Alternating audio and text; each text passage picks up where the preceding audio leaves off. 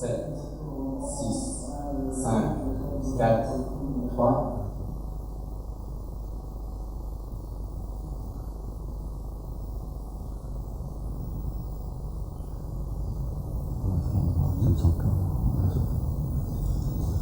Et voici la couleur, au jour fixé et à l'heure dite. Mesdames, Mesdemoiselles, Messieurs, vous qui maintenant nous voyez tels que nous sommes.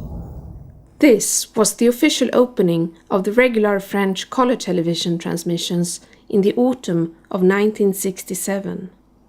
At that time, France had been elaborating its own color TV system for 10 years.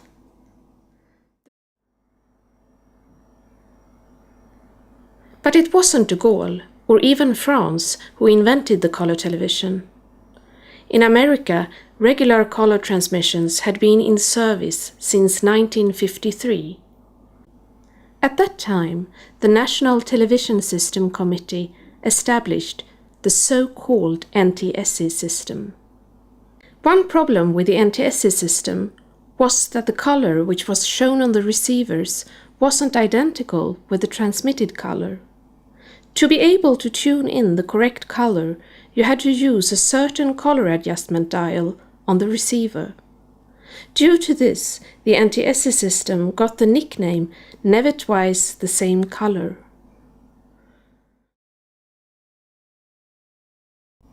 But on the whole, the different systems were equally good, and it was difficult to choose. The Consultative Committee on International Radio, CCIR, was the advisory organ responsible for international telecommunication standards. The CCIR was divided into several subgroups, and from 1963 to 1966, the Study Group 11 mainly focused upon the color TV issue. They arranged plenty of meetings to try to come up with an agreement on a mutual international standard. A series of experimental transmissions in color. At this time, BBC had been experimenting with NTSC for several years. The kingfisher, the most beautiful bird in Britain. His back is a dazzling metallic blue, or it can look emerald green depending on the light. Underneath, he's warm chestnut orange. In Japan, they had used NTSC since 1960. And the Netherlands were also interested in this system. This footage is from the Philips factories in Eindhoven. The CCIR meeting in London in 1964 only resulted in more confusion. Instead, all expectations were directed towards a huge meeting in Vienna at the Imperial Hofburg Palace in the spring of 1965. Everyone thought that a mutual choice, at least for Europe, was of great importance.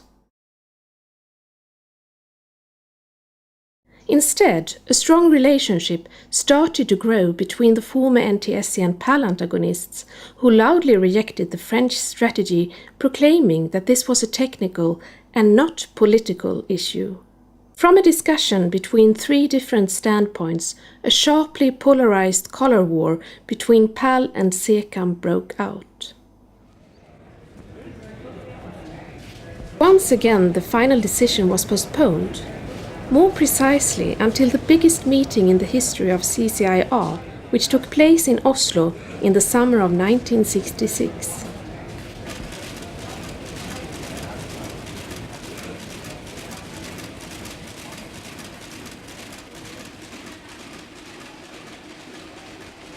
Podríamos estudiar la designación, la cuestión de la designación de relatores. Очень прошу Иван помочь нам, господин. Je m'apprêtais à vous proposer, et je ne puis dans ces conditions que vous êtes très reconnaissante. Well, Mr. Chairman, in question 182, dealing with the frequency stability. But the results were the same. The tensions were, very, very high, and every delegation involved in these heated debates was looking for somebody to abuse. and to say it's because of you, your delegation, that Europe couldn't find a compromise.